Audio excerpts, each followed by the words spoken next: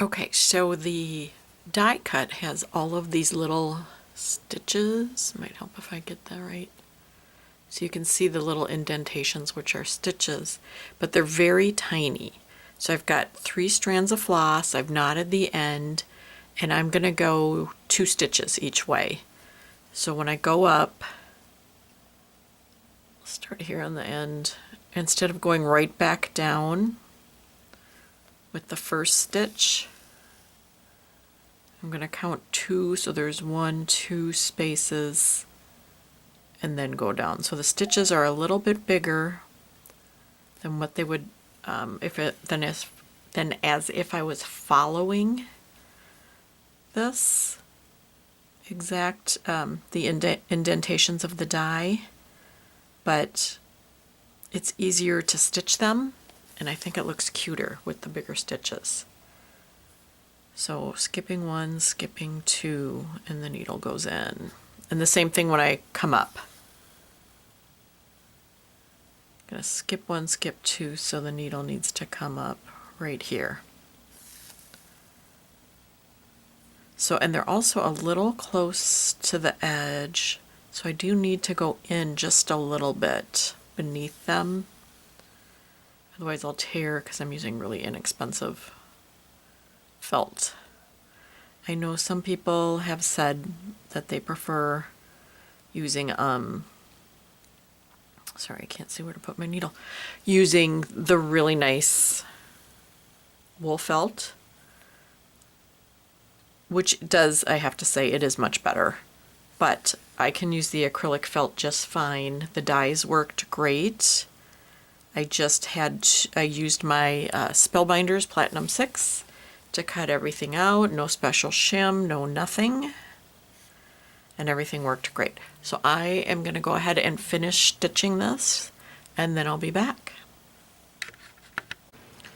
Okay, so I did the first layer of stitching, and now I'm just going to go back and go in between. So I have a stitch right here. I'm going to come up through that hole and go down through this hole where there's already a stitch so that all my stitches touch. So again, the same thing. I'm going to use the hole that's made at this end of the stitch and then go in through the hole from this stitch. So all my stitches are now connected. It's making a nice little line and a cute little thread design on here. So I will continue doing this and we'll be back. Okay, so I finished my stitches all the way across. I'm just going to come and knot it on the back. So this is not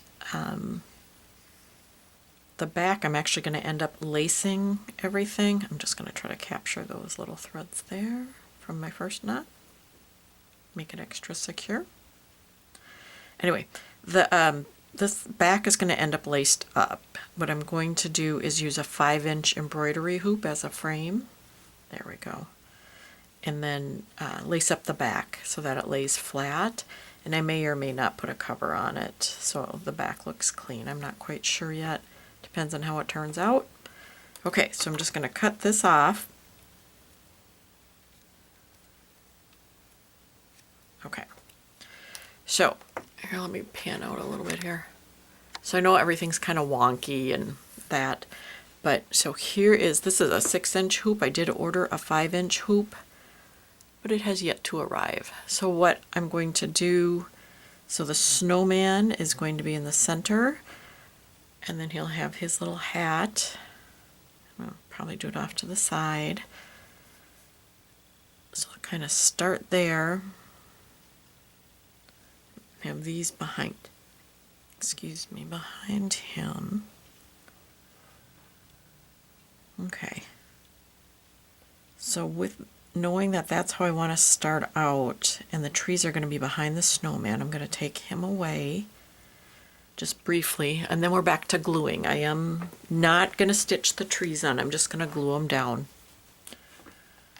So we'll make a pile, and we will get to gluing.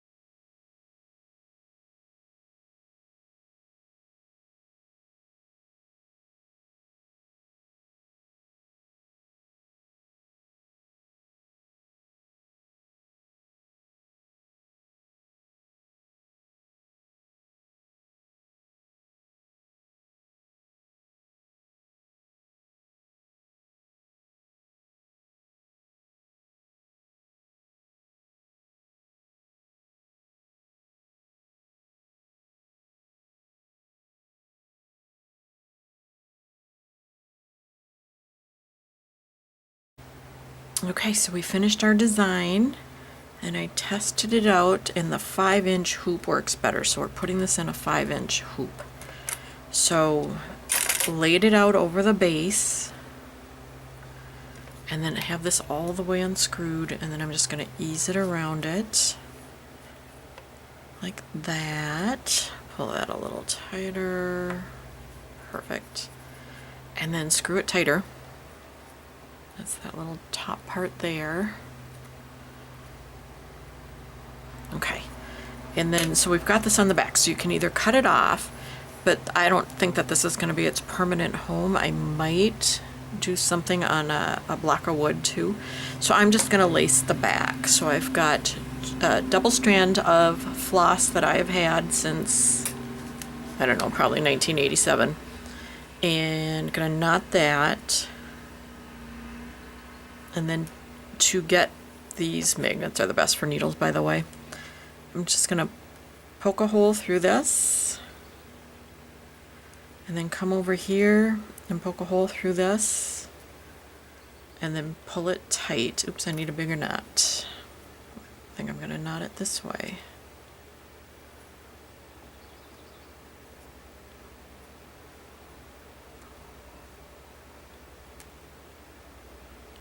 Sorry, nothing more exciting than watching someone fumble with a knot. There, okay. So we'll go back over this way and pull it tight, and then we'll come over here. And we're just going to keep doing this. Just keep pulling it tight like that. Probably should have used a longer thread.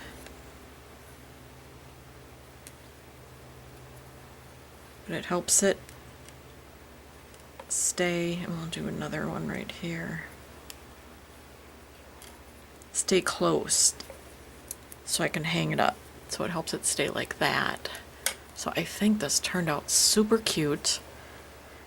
So this is all Pixi Dust Design dies. This is from the Let It Snow, and then this is from I don't remember, I'm so sorry. I'll have it in the description. But and I know people say, I've said it before, that the wool felt works so much better. Sort of. I mean, it is nice on some things, but on some things it wasn't. So this is mostly acrylic, and it worked great. And Pixi Dust Design dies cut through all of the felt. There was no issues with any of it, and no tearing either, which can be a problem sometimes. So thank you so much for joining me. I hope you found this video entertaining at least, and I hope it inspires you. Take care. We'll see you soon. Bye-bye.